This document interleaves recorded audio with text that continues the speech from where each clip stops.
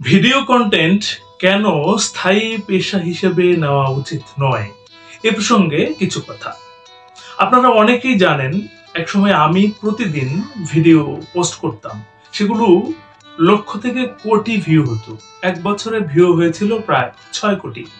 একদিন নাস্তা করতে বসেছি, আমার ছোট ভাই বলল যে ভাইয়া তুমি কিছু মনে না করলে একটা কথা বলি।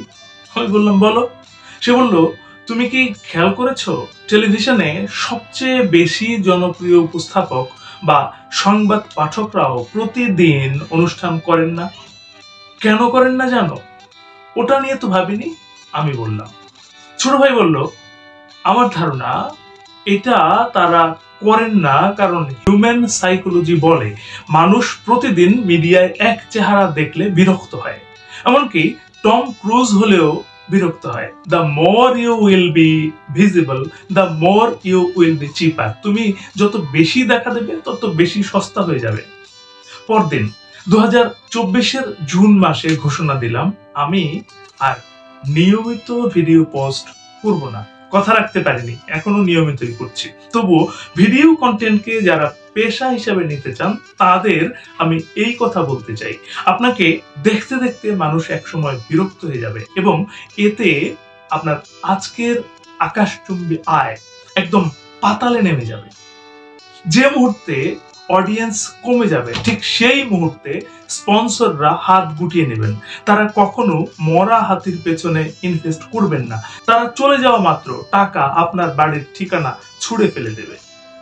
সোশ্যাল মিডিয়ায় আয়ের ধারা খুবই অস্থিতিশীল।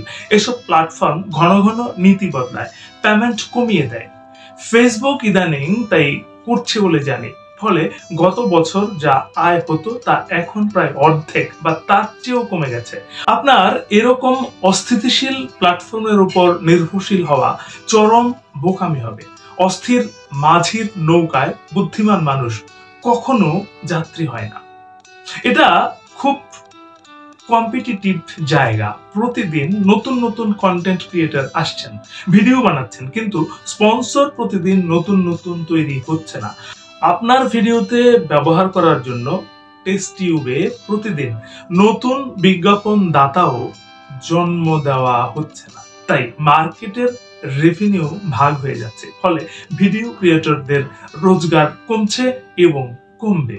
বিশেষ করে যেসব ছাত্রছাত্রী পড়াশোনায় কম গুরুত্ব দিয়ে কন্টেন্ট বানানোকে পেশা হিসেবে বেছে নিতে চাইছেন তাদের উদ্দেশ্যে বলি, দুনিয়ার সেরা কন্টেন্ট ক্রিয়েটরদের স্থায়ী পেশা আছে। এখান থেকে আয় কমে গেলে তারা সে পেশার উপর নির্ভর করতে পারবেন। যেমন আলী আব্দাল ক্যামব্রিজ থেকে পাশ করা ডাক্তার। আজ ভিডিও থেকে রোজগার বন্ধ হয়ে গেলে তিনি কাল চিকিৎসা পেশায় ফিরে যেতে পারবেন। আপনি যদি এরকম পরিচয় তৈরি না করে কন্টেন্ট ক্রিয়েটর হিসেবে পেশা বেছে নেন, আজ হোক কাল হোক গভীর গর্তে পড়বেন। সে গর্তে পড়া যায়, ওঠা যায় না।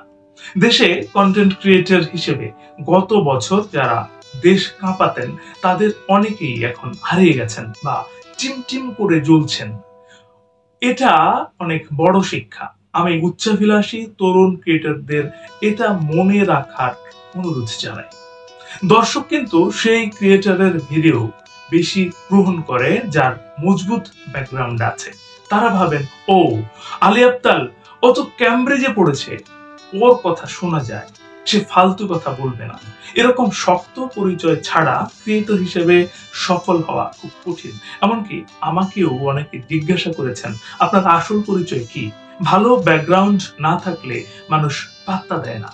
যারা ভিডিও বানান তারা দয়া করে শক্ত ব্যাকগ্রাউন্ড তৈরি করুন, নয়তো আপনাকে ঝাঁকের কই হিসেবে বিবেচনা করা হবে। এটা রূঢ় বাস্তবতা। এক্ষেত্রে শিক্ষাগত যোগ্যতা খুব ভালো কাজ দেয়। শেষ কথা হলো কন্টেন্ট বানানো মূল পেশা হতে পারে না, এটা সাইড পেশা হতে পারে। দয়া করে আপনারা একটা নির্দিষ্ট স্কিল গড়ে তোলেন যা হবে স্থায়ী আয়ের উৎস। কন্টেন্ট বানানোকে সাইড পেশা হিসাবে নিন, নয়তো গাড্ডায় পড়বেন। একটি জ্বলন্ত উদাহরণ দিই। আমার টিমে ক্যামেরার কাজ করা ছেলেটি, সে এখন তার দক্ষতা দিয়ে গত বছরের দ্বিগুণ আয় করে, কিন্তু সে যাদের ভিডিও বানাতো তাদের আয় প্রায় শূন্যের কোটায়, কারণ তার দক্ষতা হচ্ছে ভিডিও বা ফটোগ্রাফি, যেটার স্থায়ী ও নিশ্চিত মূল্য আছে, কিন্তু ভিডিও কন্টেন্টের স্থায়ী বা নিশ্চিত মূল্য নেই। সেই সাথে বলে রাখি, এই ছেলেটি ঢাকা বিশ্ববিদ্যালয়ে নিজ বিভাগে অনার্সে প্রথম শ্রেণীতে প্রথম স্থান অধিকার করেছে। এমনকি ক্যামেরার কাজ বন্ধ হয়ে গেলেও সে পড়াশোনার জোরে ভালোভাবেই টিকে যেতে পারবে এবং সে তাই করবে। এটা তার এক্সট্রা আয়ের উৎস মাত্র। যারা ভিডিও বানান তাদের অনেকেই আমার সন্তান সম, তাই স্নেহের দাবিতে কঠিন কিছু সত্য বলে গেলাম, কারণ অনেকেই পড়াশোনাকে গুরুত্ব কম দিয়ে ভিডিও বানানোর দিকে ঝুঁকে পড়েছেন। জানি অনেকেই মন খারাপ করবেন, তবুও বললাম, কারণ কাউকে না কাউকে ধাক্কা দিয়ে মাঝ রাস্তায় বিভ্রান্ত পথিককে সরিয়ে আনতে হয়, নয়তো গাড়ি চাপা পড়ে মানুষটি মারা যাবে। শেষ করছি তার আগে একটি কথা আবারও মনে করিয়ে দিতে চাই, এই পৃথিবী তাকেই সম্মান দেয় যে ইউনিক কিছু করতে পারে। আপনি ইউনিক কিছু করুন, ভালো শুনুন, ভালো থাকুন। ধন্যবাদ।